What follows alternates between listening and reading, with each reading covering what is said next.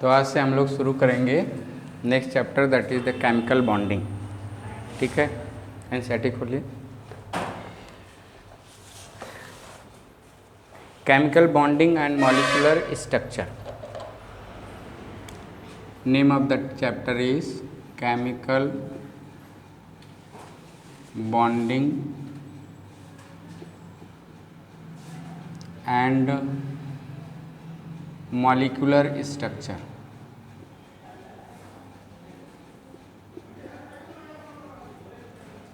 Molecular structure,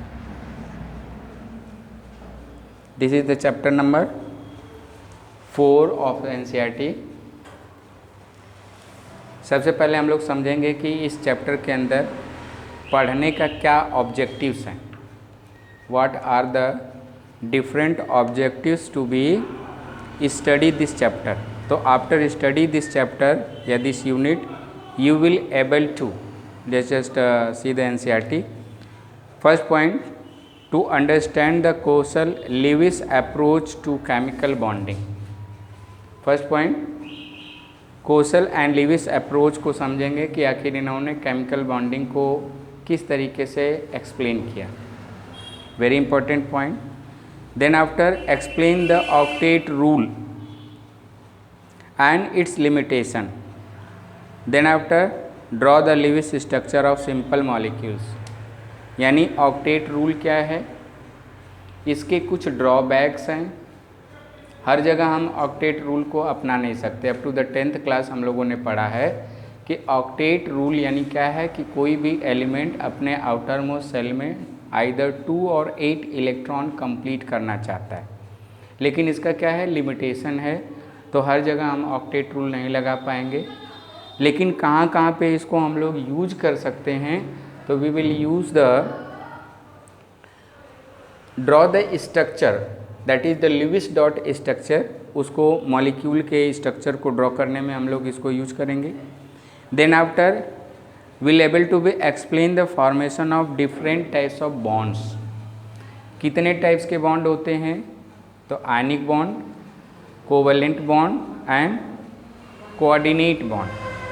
3 different types के bond हमारे syllabus में हैं। पहला है आयनिक बॉन्ड, दूसरा है कोवलेंट बॉन्ड और तीसरा है कोऑर्डिनेट बॉन्ड। तो इन डिफरेंट टाइप्स के बॉन्ड्स को हम लोग समझ पाएंगे इस चैप्टर को पढ़ने के बाद। फिर हमारे पास है describe the VSEPR theory that is valence shell electron pair repulsion theory. क्या है, इसको किस तरीके से हम लोग यूज करेंगे in determination of geometry of simple molecules. Molecule के ज्योमेट्री और स्ट्रक्चर को डिटरमाइन करने के लिए वेस्पर थ्योरी लगती है। तो एक छोटा सा सवाल बन सकता है, क्वेश्चन क्या, कि where the VSEPR theory can be apply. तो it can be apply into determination of geometry of molecule. Then after हम लोग समझेंगे what is the valence bond theory, कि कोवेलेंट बॉन्ड बनाने के लिए बैलेंस बॉन्ड थ्योरी क्या है। तो बैलेंस बॉन्ड थ्योरी जो हम लोग समझ पाएंगे आफ्टर लर्निंग दिस चैप्टर। इसके बाद है predict the directional property of covalent bond. Covalent bond की डायरेक्शनल प्रॉपर्टी होती है, इसका मतलब क्या है कि जो कोवेलेंट बॉन्ड होते हैं वो क्या शो करते हैं, दे shows the isomerism. Ionic compound या आयनिक बॉन्ड कभी भी आइसोमरिज्म को नहीं शो करते हैं। तो कोवेलेंट बॉन्ड के अंदर डायरेक्शनल प्रॉपर्टी होती है, यानी they will exhibit the isomerism. तो after this chapter learning this chapter will able to be just to know about the directional property of the covalent bond. और जहाँ कहीं भी कोवेलेंट बॉन्ड होगा वहाँ पे आइसोमरिज्म शो होगी। फिर अगला पॉइंट है, इसको पढ़ने के बाद हम लोग ये समझ पाएंगे कि डिफरेंट टाइप्स के हाइब्रिडाइजेशन क्या है। What the hybridisation is, what the aim of the hybridisation is, what is the purpose of hybridisation is, और हाइब्रिडाइजेशन को हम लोग कहाँ कहाँ पे जो है यूज कर सकते हैं, कितने टाइप्स का हाइब्रिडाइजेशन है। तो पूरा डिटेल कंप्लीट स्टडी होगी यहाँ पे अबाउट द हाइब्रिडाइजेशन, क्योंकि hybridisation is one of the important characteristics of a covalent bond formation. इसके बाद हमारे पास जो है मॉलिक्यूलर ऑर्बिटल थ्योरी आएगा, जिसके अंदर हमको मॉलिक्यूलर ऑर्बिटल थ्योरी, 2 टाइप के मॉलिक्यूलर ऑर्बिटल थ्योरी होगी क्या, होमोन्यूक्लियर मॉलिक्यूल के लिए जो है कि मॉलिक्यूलर ऑर्बिटल थ्योरी हमारे सिलेबस में 10+2 लेवल पे होमोन्यूक्लियर यानी N2 O2 या C2 या इस तरीके के कंपाउंड को एक्सप्लेन करने के लिए मॉलिक्यूलर ऑर्बिटल थ्योरी यूज होती है। तो हम लोग 10+2 लेवल पे यही, जैसे यदि आगे चलोगे BSc MSc लेवल पे तो NO2 मॉलिक्यूल कैसे बनता है, ठीक है। तो मॉलिक्यूलर ऑर्बिटल क्या है, उसके टाइप्स क्या हैं, किस तरीके से मॉलिक्यूलर ऑर्बिटल बनता है और कि क्यों जो है वैलेंस बॉन्ड थ्योरी जो है फेल हो गई, इन सारी चीज़ों को हम लोग इस चैप्टर में समझने वाले हैं। इसके बाद हमारे पास आता है explain the concept of hydrogen bond. Hydrogen bond क्या है और इसका जो है दैनिक जीवन में डेली लाइफ में क्या एप्लीकेशन है, क्यों जो है वाटर मॉलिक्यूल लिक्विड स्टेट में एग्जिस्ट करता है जबकि H2S जो है गैस में है। इस तरीके के सवालों को हम लोग एक्सप्लेन करने की कोशिश करेंगे with the help of hydrogen bond. तो ये पूरा जो हमारे पास इस चैप्टर के अंदर जो है पूरा का पूरा जो है एक बहुत ही अच्छा इंटरेस्टिंग कंप्लीट लर्निंग पैकेज है और इसका नाम है chemical bonding and molecular structure. ये जो चैप्टर है पूरा का पूरा जो है 2 सेक्शन में डिवाइड है। पहले केमिकल बॉन्ड क्या है, कितने टाइप का होता है, किस तरीके से क्या क्या फीचर हैं उसके, कितने टाइप्स के बॉन्ड हो। इसके बाद will just able to be describe the molecular structure with the help of the molecular orbital theory and other different theories, ठीक है। तो आइए हम लोग शुरू करते हैं अपने इस चैप्टर को। देखिए NCERT की पहली जो लाइन लिख रही है कि matter is made up of one और different type of elements under the normal condition. Different types of element, पहला पॉइंट लिखा हुआ है क्या कि मैटर जो है, मैटर क्या है, यहीं से हम लोग शुरू करेंगे, ठीक है, कि व्हाट द मैटर इज।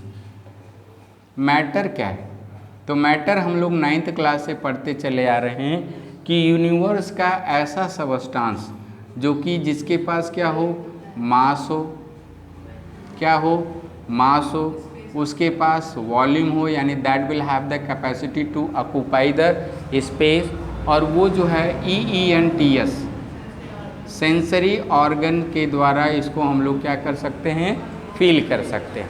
तो ऐसा सबस्टांस जिसके पास मैटर हो, मास हो, जिसके पास ऑक्यूपाई करने की क्षमता हो स्पेस को, और जिसको हम लोग आई, ईयर, नोज, टंग और स्किन सेंसरी ऑर्गन से फील कर पाएँ, उसी को हम लोग क्या कहेंगे, मैटर।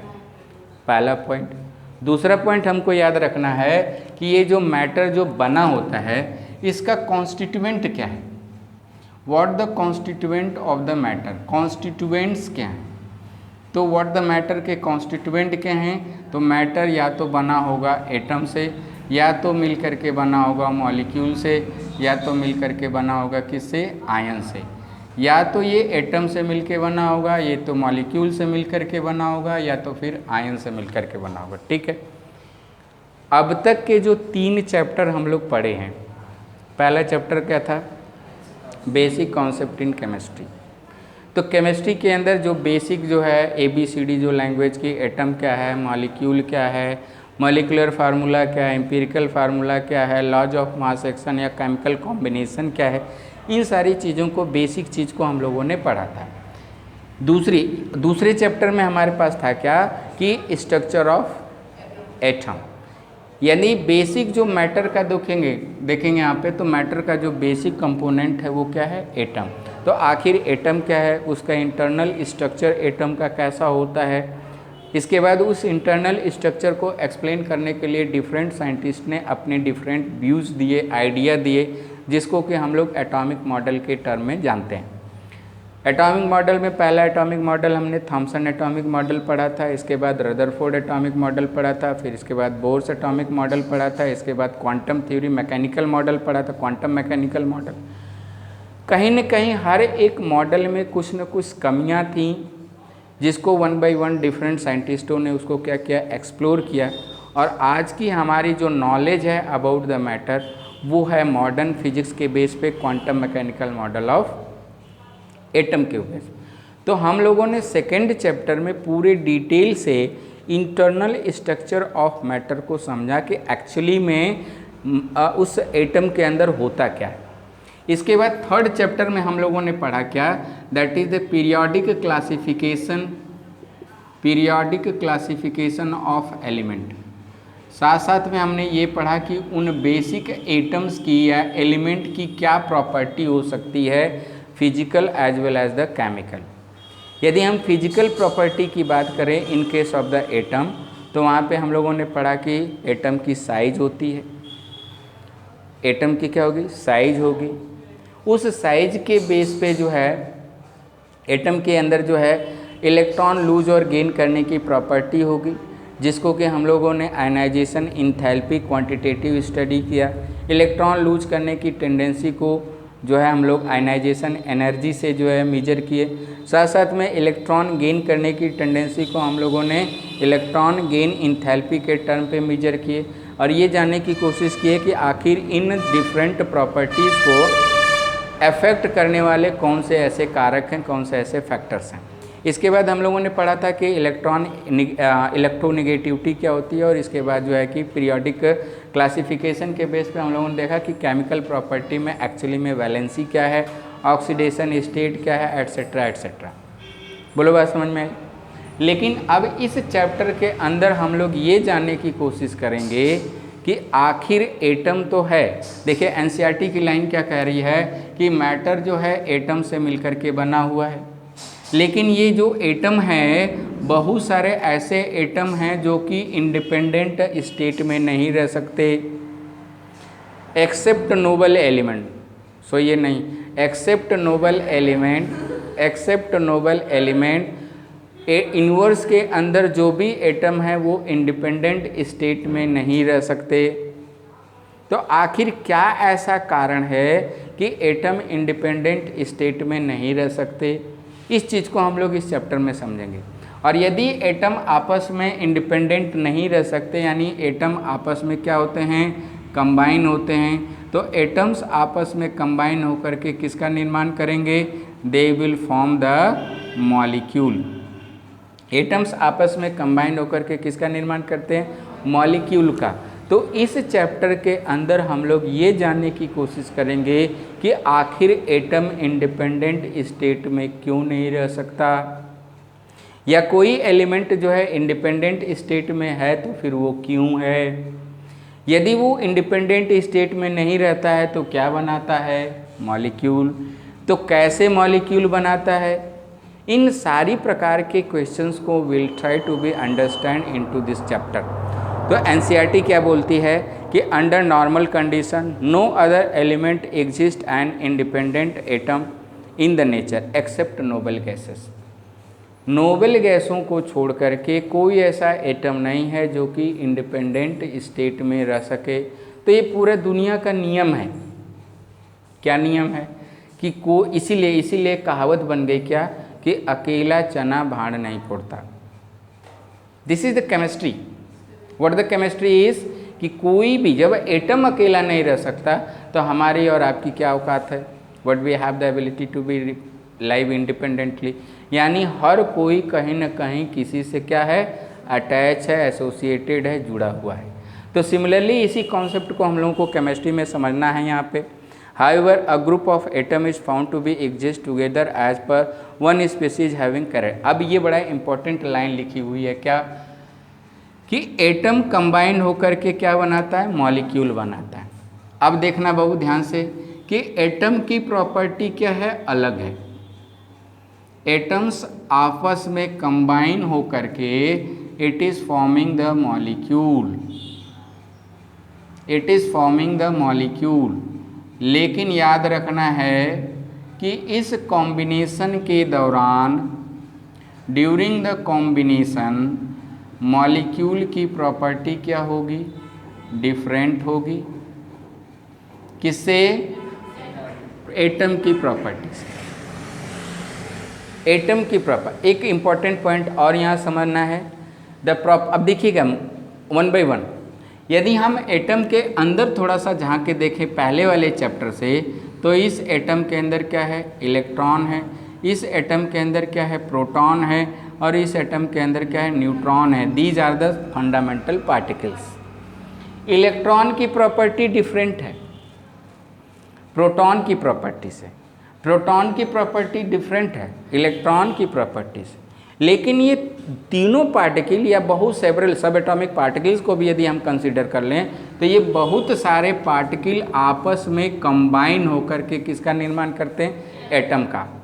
एटम की प्रॉपर्टी इंटायरली डिफरेंट है from the property of electron, from the property of proton, from the property of neutron. इसका मतलब मैं एक सिद्ध करने जा रहा हूँ। बात क्या सिद्ध करने जा रहा हूँ अभी बात करेंगे, लेकिन यहाँ पे फिर से देखिए, ये एटम फंडामेंटल पार्टिकल जुड़ करके ये फंडामेंटल पार्टिकल जुड़ करके एटम बना रहे हैं। बहुत सारे एटम्स आपस में जुड़ करके मॉलिक्यूल बना रहे हैं। Property of the molecule will be entirely different from the property of the atom. Property of the atom entirely will be different from the this. ये मॉलिक्यूल आपस में जुड़ करके क्या बनाते हैं, मटेरियल का निर्माण करते हैं, बल्क मटेरियल का निर्माण करते हैं। किसका निर्माण करते हैं, बल्क मटेरियल का निर्माण करते हैं। और इस बल्क मटेरियल का जो प्रॉपर्टी है, इस मॉलिक्यूल की प्रॉपर्टी से क्या होगी, डिफरेंट। वाटर मॉलिक्यूल और वाटर में अंतर है। Water molecule, if I will talk here the water molecule और वाटर में क्या है, अंतर है। आप वाटर मॉलिक्यूल को नहीं पी सकते, you can't be drink the water molecule, you are drinking what, water. The property of water is entirely different from the property of water molecule, याद करिएगा। और ये जो वाटर मॉलिक्यूल बना है किससे मिलके बना है, that is by the hydrogen and oxygen molecule से। तो इसकी प्रॉपर्टी, इस ऑक्सीजन मॉलिक्यूल के हाइड्रोजन मॉलिक्यूल की प्रॉपर्टी क्या है, डिफरेंट है। किससे, वाटर मॉलिक्यूल से। सिमिलरली यदि मैं आगे बढ़ूं तो हाइड्रोजन एटम के कॉम्बिनेशन से क्या बना है, water hydrogen molecule. Oxygen atom के कॉम्बिनेशन से क्या बना है, ऑक्सीजन मॉलिक्यूल। ऑक्सीजन मॉलिक्यूल की प्रॉपर्टी इस ऑक्सीजन एटम से क्या है, डिफरेंट है। मतलब क्या हो रहा है कि हर एक स्टेज पे प्रॉपर्टी ऑफ मैटर बदल जा रही है सब कुछ मैटर। मैंने कहा matter is what, the things which are made up by the atom, the things which are made up by the molecule, which are made up by the ions, ये सब क्या है, मैटर है। लेकिन हर एक स्टेप पे मैटर की property क्या हो रही है, चेंज हो रही है। इसीलिए हम इस चैप्टर को पढ़ रहे हैं। इसका मतलब क्या हुआ कि हर एक कॉम्बिनेशन के बाद मैटर की प्रॉपर्टी क्या होती है, बदल जाती है। इसीलिए मैं कहता हूँ मेक द गुड कॉम्बिनेशन, क्योंकि the property of the matter is entirely depend upon the combination.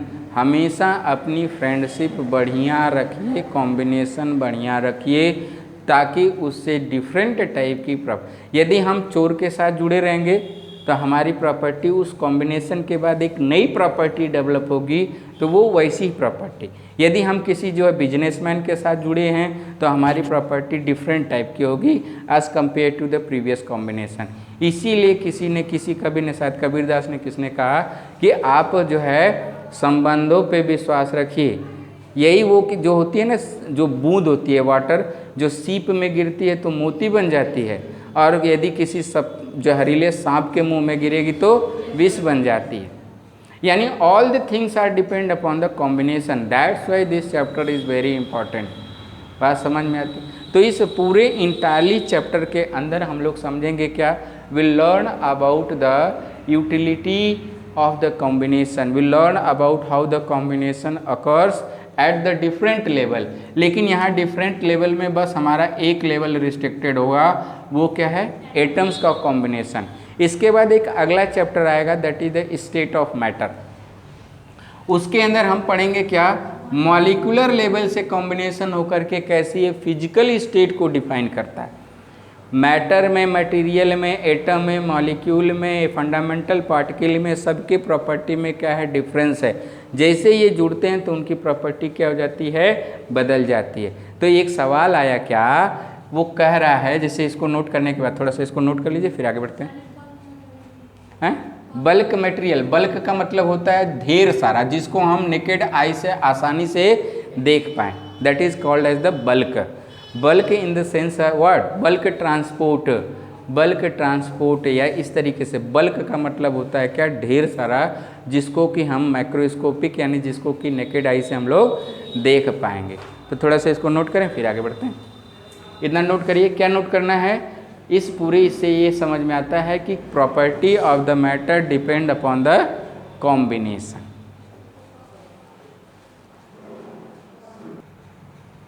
तो इसको नोट करने के बाद हम लोग ये देखेंगे कि केमिकल बॉन्ड एक्चुअली में होता क्या है। अभी हम लोगों ने सीखा था क्या कि बहुत सारे एटम्स आपस में कंबाइन करके किसका निर्माण करेंगे, they will form the molecule. तो इस एटम्स को जोड़ने के लिए, कॉम्बिनेशन करने के लिए क्या चाहिए, फोर्स चाहिए। We need the force. ये फोर्स किसके बीच में डेवलप होगा, तो ये फोर्स जो है इन एटम्स के बीच में डेवलप होगा। तो इसी फोर्स को हम लोग क्या कहते हैं, we are calling as a chemical bond. Chemical bond, chemical bond को समझना है तो सीधे सीधे हम लोग सिंपल भाषा में क्या कह सकते हैं कि chemical bond is just nothing, it is the force between the atom. It is the force between the atom जिसकी वजह से these atoms are combining and forming the molecule. तो यदि आपको डिफाइन करना हो कि what the chemical bond is, what the chemical bond is, तो chemical bond is just nothing, it is the attractive force या attractive forces between the atoms to form the molecule. लिखें, chemical bond is a type of force, type of force between the atoms to form the molecule, to form the molecule।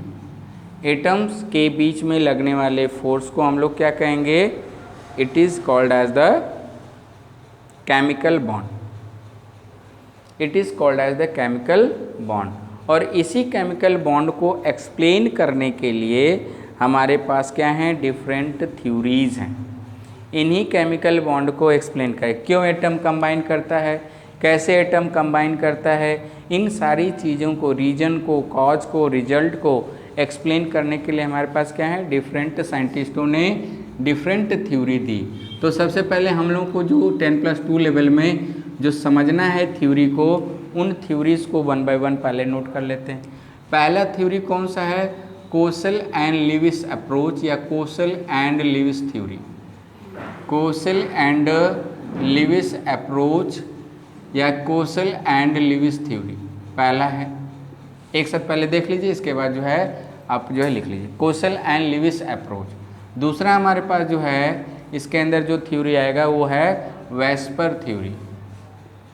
VS valence shell, ESE valence shell electron या paired electron, ऐसे कहें valence shell paired electron repulsion theory.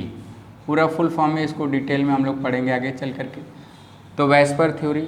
इसके बाद आता है हमारे पास क्या आता है, VBT।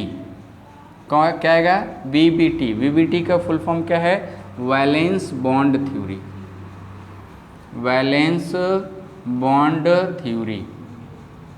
और इसी वैलेंस बॉन्ड थ्योरी के अंदर हमको हाइब्रिडाइजेशन और डिफरेंट टाइप्स के पैरामीटर्स को पढ़ना है। चौथी जो थ्योरी है इस कोवेलेंट चौथी ये जो थ्योरी है जो बॉन्डिंग को एक्सप्लेन करती है, उसका नाम क्या है, MOT। क्या नाम है, MOT। MOT stand for molecular orbital theory. तो ये हमारे पास जो है कितनी थ्योरीज, 4 थ्योरीज को पढ़ना है। Kossel and Lewis theory, valence shell paired electron repulsion theory, valence bond theory या VBT and molecular orbital theory. 1 by 1 जो है वी हैव टू डिस्कस। तो पहले इसको नोट कर लें, फिर आगे बढ़ते हैं। तो पहले हेडिंग लगा लीजिए, now first one, Kossel Lewis approach या कोसल लीविस थ्योरी।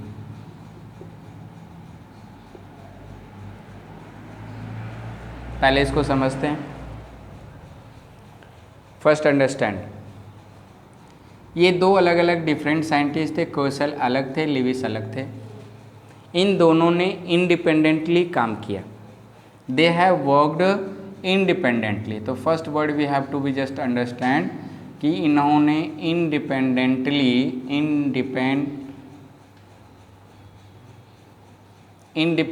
काम किया, इंडिपेंडेंटली काम किया। इनका इंडिपेंडेंटली,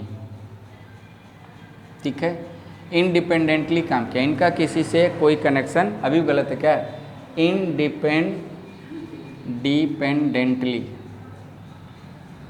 इंडिपेंडेंटली काम किया, ठीक है, पहला वर्ड। दूसरा क्या है कि इन्होंने सबसे पहले लॉजिकली कि केमिकल बॉन्ड क्यों बनता है, किस तरीके से बनता है, उसको इन्होंने एक्सप्लेन किया। तो इन्होंने लॉजिकल एक्सप्लेनेशन दिया, लॉजिकल एक्सप्लेनेशन दिया किसके बारे में, about the bond formation, about the bond formation. उसी तरीके से जैसे कि स्ट्रक्चर ऑफ एटम के केस में सबसे फर्स्ट लॉजिकल एक्सप्लेनेशन किसने दिया, स्ट्रक्चर ऑफ एटम का, थॉमसन ने। सबसे पहले इन्होंने, थॉमसन ने सबसे पहले लॉजिकल इसे कि एटम क्या है, एटम क्या है, न्यूट्रल है और इसके अंदर पॉजिटिव और जो है निगेटिव जो चार्ज है इस तरीके से डिस्पर्स्ड कंडीशन में। तो लॉजिकल एक्सप्लेनेशन वहाँ पे थॉमसन ने। इसी तरीके से केमिकल बॉन्ड फॉर्मेशन का सबसे जो लॉजिकल थ्योरी, साइंटिफिक थ्योरी दिया वो किसने दिया, कोसल एंड लिव्स ने। इन लोगों का क्या मानना था पहले उसको समझिए।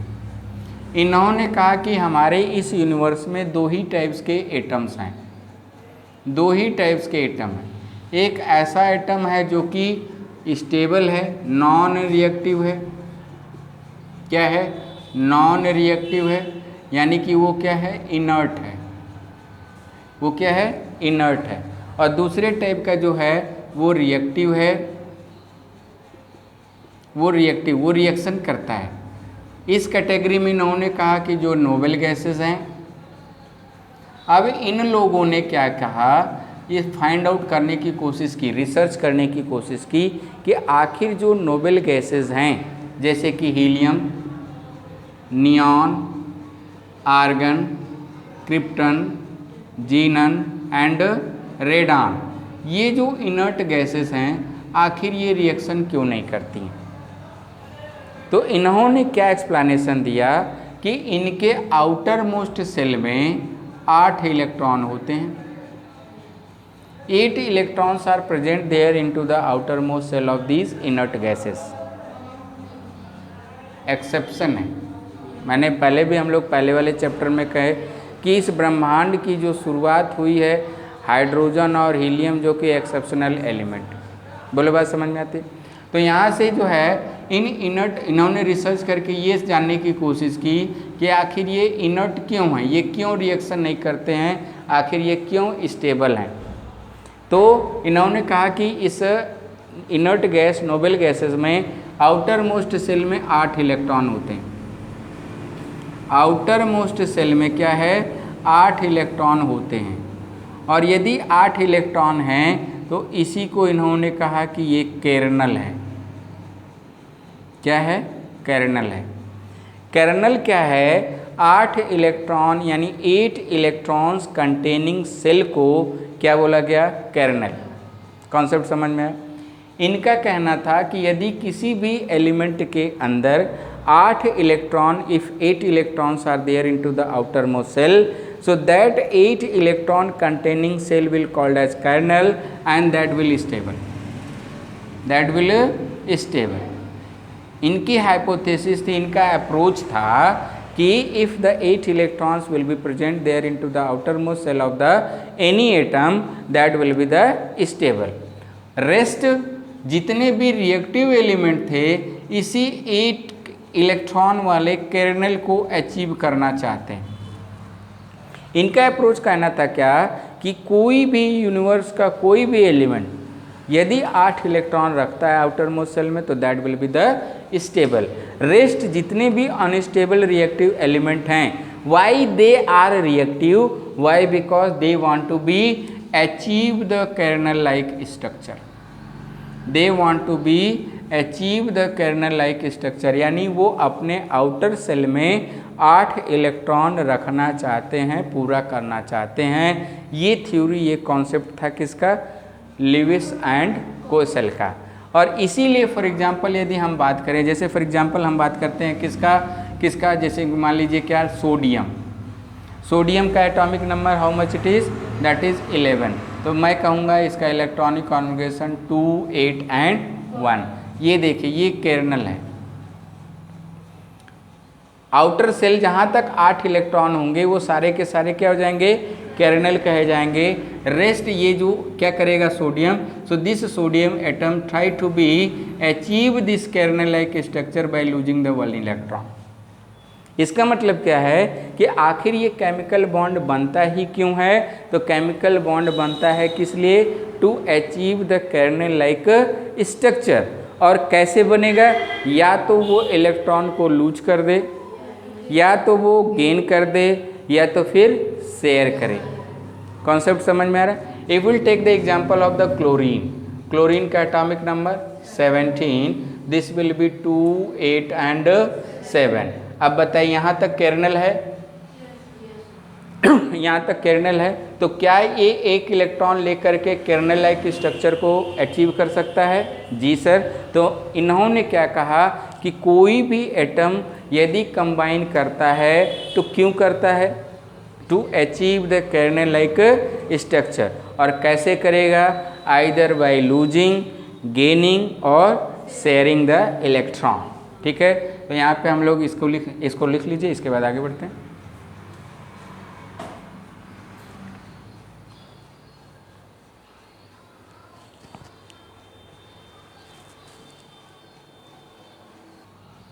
तो according to Kossel and Lewis theory, यदि इसको हम लोग समराइज फिर से एक बार दोबारा करें तो हम लोग एक लाइन में क्या लिख सकते हैं कि according to Kossel and Lewis theory how and why the chemical bond is formed. तो according to KL theory,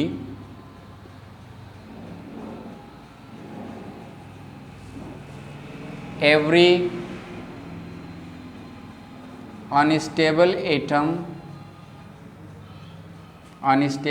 atoms tries to attain the kernel यानी 8 इलेक्ट्रॉन्स कंटेनिंग क्या? सेल।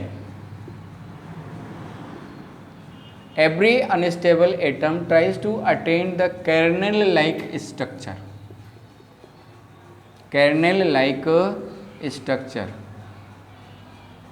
and becomes stable बोलो बात समझ में आ रही? and becomes stable। इसके दौरान in this process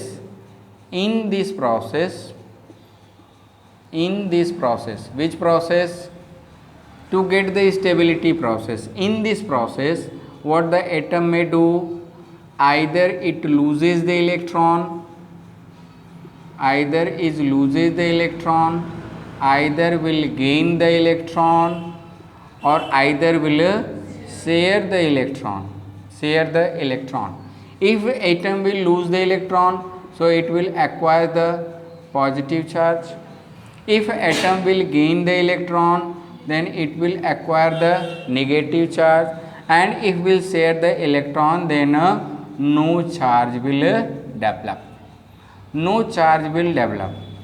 और after losing and gaining जो bond बनेगा after lose of electron and gain of electron, these ions will just held together by the electrostatic force of attraction।